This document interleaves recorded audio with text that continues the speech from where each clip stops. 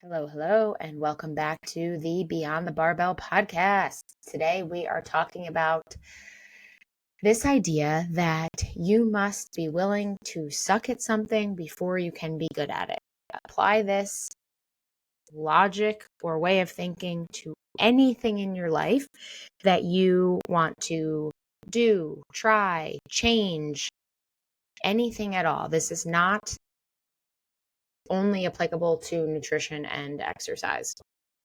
Although, of course, we'll use some examples about just that, right? So, recently, if you are new here, I just started a program with moms called Fit Like a Mother. We are just, at the time that I'm recording this, we are just wrapping up week 2. And something that we were talking about in our week's group call this past week was just this idea that a lot of the moms were struggling with, that things need to be perfect, right? So I'm going to use exercise as the example, right? Because oftentimes once we have kids into the mix, like our workouts will never look the same again. And that's not a bad thing. It's just the reality of it is that, you know, pre-kid workouts look a hell of a lot different than post-kid workouts for the most part. And a lot of moms, full transparency, admitted that this idea of being perfect, of like needing to be really good at everything right off right off the jump, perfect workout, perfect 45 to 60-minute time frame, matched, branded gym outfit, the whole thing. They needed all of it, right, in order to do it and in order to feel successful in doing it. And what ended up happening for a lot of them for a very long period of time, even, myself included, is that they just found that they weren't getting started. Another week would go by, another month would go by, and they still were not doing the thing. And then they find, they were catch themselves in this trap of like, I suck. I'm just not meant to be this type of person that I want to be. I just have to wait until life gets less busy. Ever heard that one before? You'll be waiting forever. All of these things. And that was because they were not willing to suck at something initially, be messy, however you want to word it. I think it is kind of means the same thing you know, in all aspects of our life, right? You either need to not be good at something before you can be good at something, or something needs to be hard before it can become easy, or it needs to be messy in order to even get started, for action to take place, for you to then get results. And this, I get so amped up about this topic, right? Because like this is like the number one thing that keeps people stuck, keeps people restarting every couple of months, right? Summer's approaching, and I can't even tell you how many emails, and I've been doing this for 11 years. So like, I know what's coming. I know my busy seasons. I know the seasons where it's hard to keep people engaged. Like I know what the dealio is, right? But like this week in particular, I've gotten so many messages of like, you know, life's really busy, so I need to put this on pause and I'm going to come back in the fall. And I'm just like, yo, like, no, that's not what needs to happen. You actually probably need a coach, arguably more so now than ever, than any time of the year, because the easy default option is I'm going to quit. I'm going to pause because life's busy. Life's messy. I can't be perfect. Right. And that's what ends up happening is we tell ourselves that we must just like have to come back to it later. We just have to like not go to the gym for 4 months, or, you know, let our diet go out the window because I have more soccer games now than I did 2 months ago. And like, what's going to end up happening is you're going to spend more time off than on. You are going to restart so many times throughout the year, which in and of itself, there's nothing, wrong with restarting. And it does happen along, the journey, is that we do have to restart sometimes, but you're never going to gain enough momentum to make any real progress.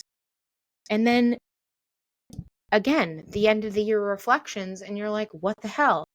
I still look the same. I still feel the same. I didn't lose the weight that I wanted to lose, whatever the goal is, right? I'm still not able to bench press 100 pounds. Like, why not?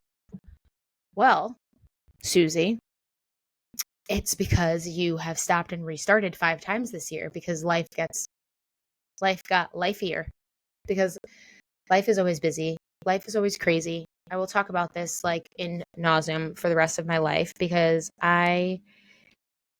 you won't win if that's your default and if that's your response every time things get a little bit uncomfortable. It's a part of the process, and it boils back down to being okay with sucking, or being okay with things being a little bit messier, or being okay with things just being different than you thought they were going to be. And the best thing you can do for yourself is to really just like get rid of that idea, whatever it is in your head that you think it's going to be, and just fuck around and find out instead.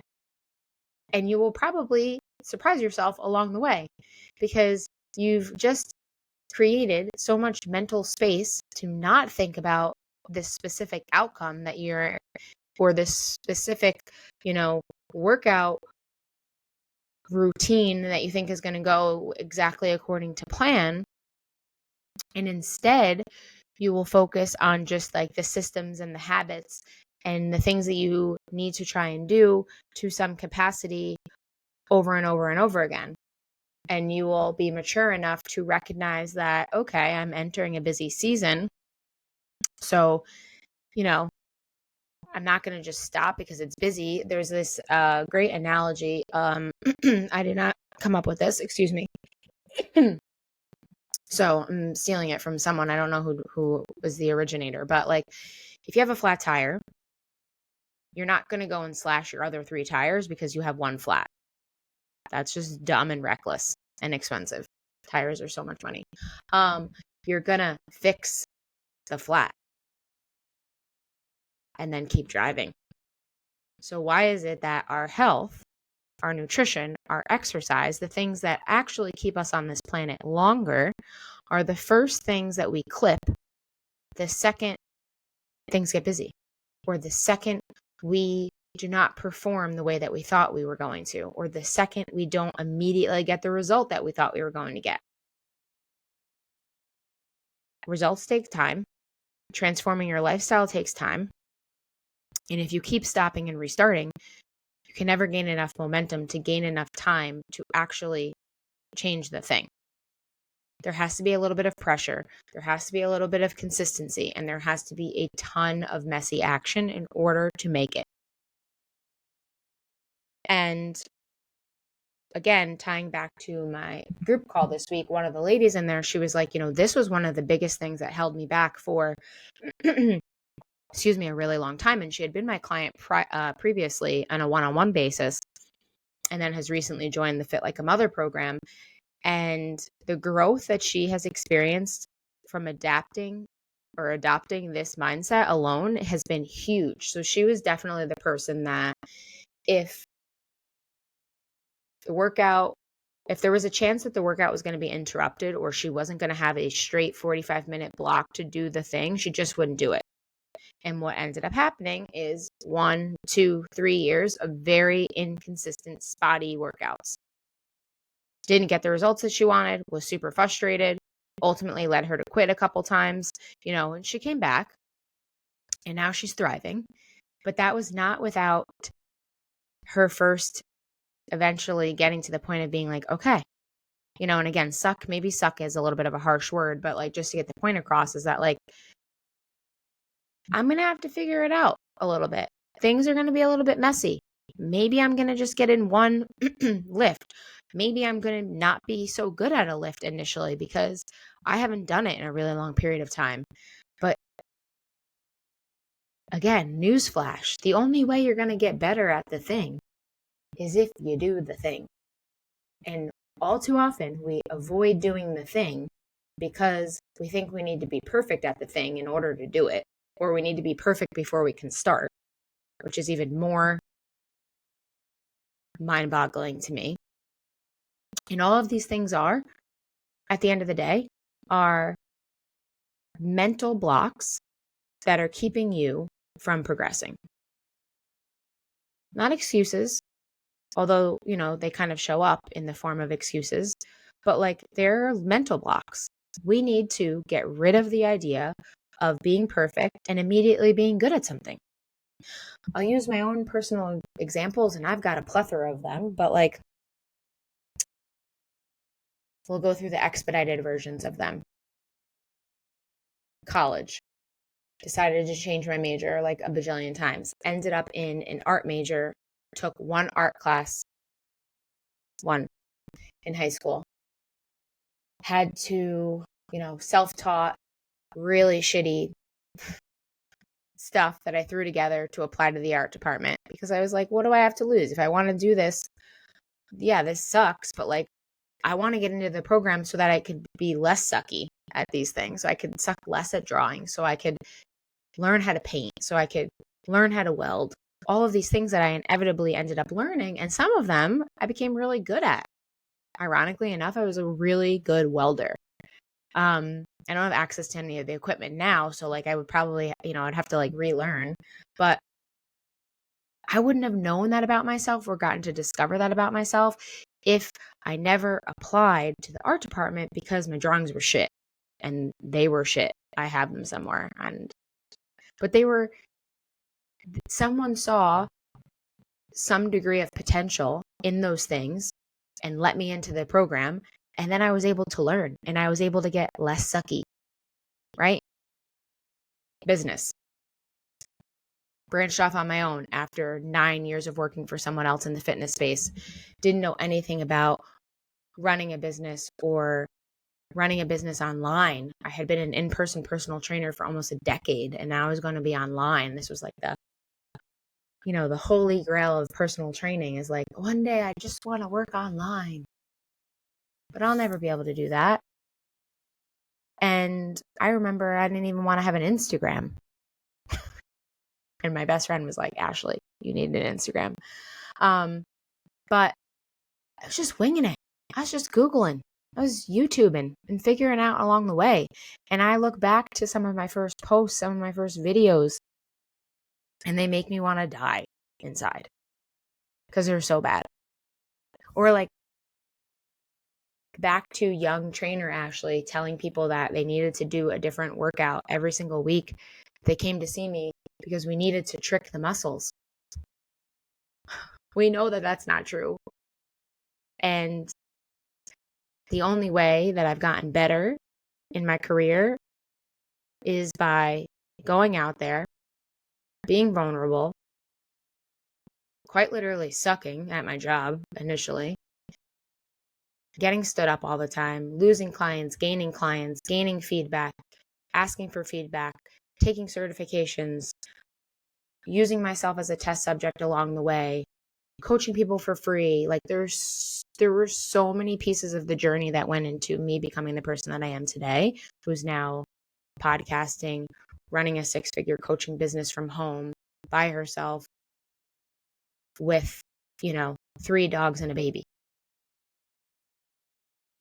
None of that would have been possible if I didn't transition online, do things really haphazardly in the beginning, and just figure it the fuck out as it went. I would still be in my job, miserable, working split shifts, never seeing Chris, having a baby that I never got to see because I would be in the gym all the time, making a shit salary that was already capped at its max, which is like laughable to me now. And I would still be wondering about this lifestyle of like me working from home, being with my baby, and still being able to impact the world.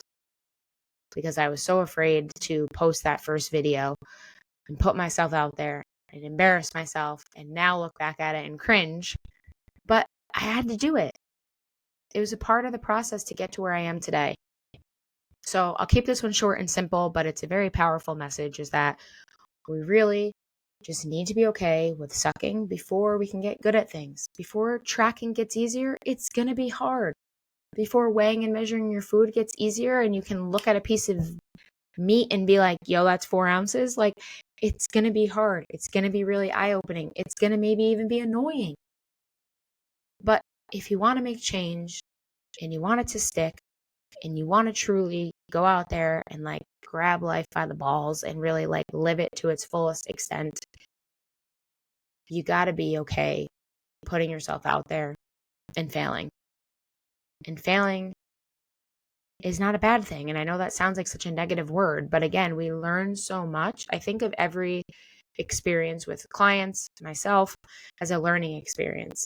It taught us something, whether it was something that we can, use and improve upon, or it taught us what we absolutely don't want to do or don't want to happen again. We still inevitably learned something. So put yourself out there, don't be afraid of taking messy action. Be okay sucking, be okay messing up, and you will truly untap this version of yourself and this version of the life that you want to live that are just like so far beyond what you even have imagined. So I hope this helps. I hope this hits, and I hope you truly take this advice and go out there and implement it. Until next time.